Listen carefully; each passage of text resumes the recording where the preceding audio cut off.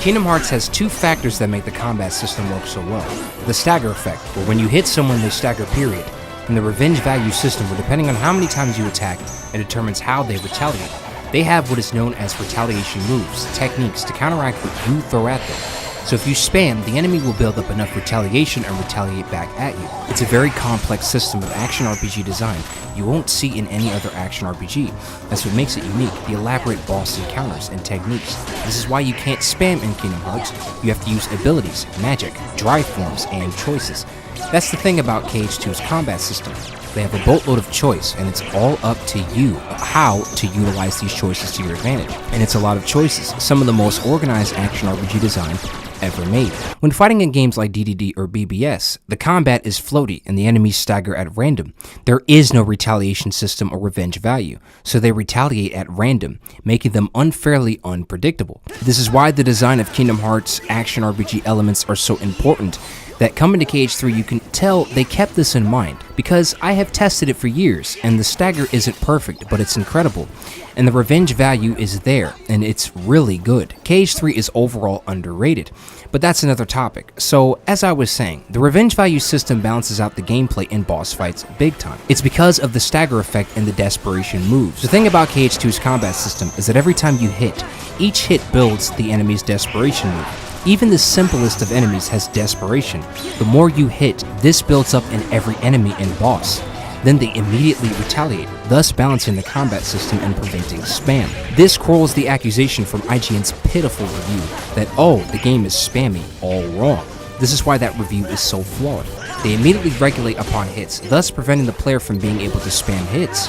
You have to plan carefully, each move, every attack counts, and you have to play smart, or the enemy will eventually retaliate. When you play Kingdom Hearts, whether you're playing the first Kingdom Hearts or its sequel, the revenge value system is there. It still has an effect on the player.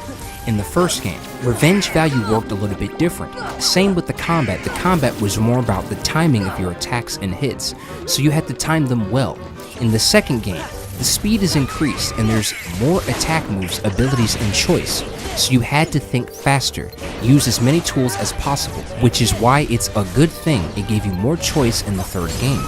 Value was almost not implemented. If you've ever watched speedrunners like Bizkit47 or Bloody Biscuit, you'll notice they have a firm understanding of the revenge value system, that there's only a certain amount of times you can attack before an enemy will react to you. In Kingdom Hearts 3, this was almost non-existent. In the E3 trailer of KH3, they didn't seem to have a stagger effect, much like BBS and DDD. This was worrying for the fans as well. We awaited for the combat system to be as fine-tuned as Kingdom Hearts 2.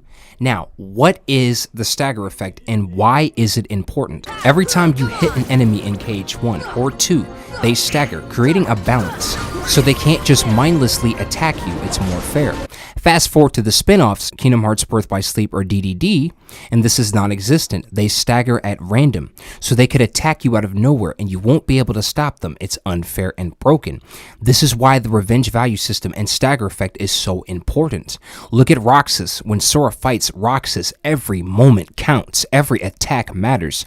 Every second counts. You have to use all your utensils to beat them. You attack too much, revenge value kicks in, and he retaliates. You attack him just enough, he'll stagger, giving you enough time to attack him. This is how deep they thought when it comes to the combat system. The stagger effect and revenge value in Kingdom Hearts 3, after Bizkit47 speedrunners and KH Pro spoke out about the worrying trailers of KH3 not having this system in place, much like DDD and Birth by Sleep. Hell, even 358 Days and Recoded had this, which is why I prefer those combat systems over DDD and Birth by Sleep. People have debated me on this, however I tested it, it's there, and it is not present in BBS or DDD or even 0.8. When speedrunners spoke out about this, Square Enix implemented the revenge value system and stagger effect in KH3. However, it does work the same. There are still times when you attack an enemy and they will not stagger. Because the combos are so flashy and long, it can put Sora in danger, forcing you to have to be smarter about your attacks. Now, KH3's combat is incredible, however the revenge value and stagger effect is much better in KH1 and 2 and doesn't work the same in KH3. And at one point it was non-existent in KH3. It still feels off and has moments where it literally doesn't even work. they won't stagger when you hit sometimes, and revenge value becomes unpredictable.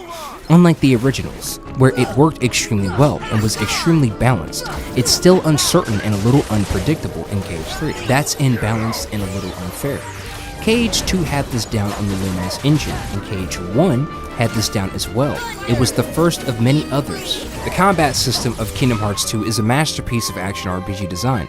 The stagger effect and revenge value system is unique, and no other game has this system implemented, and no other game has this refined combat. That's what makes Kingdom Hearts unique. This is a level of passion and effort they put into the combat system. This is what I'm laying down. Kingdom Hearts 1 and 2 still reign supreme because of the unique stagger effect and the bold revenge value system that you will not find in any other action RPG. This is what separates Kingdom Hearts. It disappeared for years in many spin-offs, then reappeared after speedrunners spoke out about this for KH3.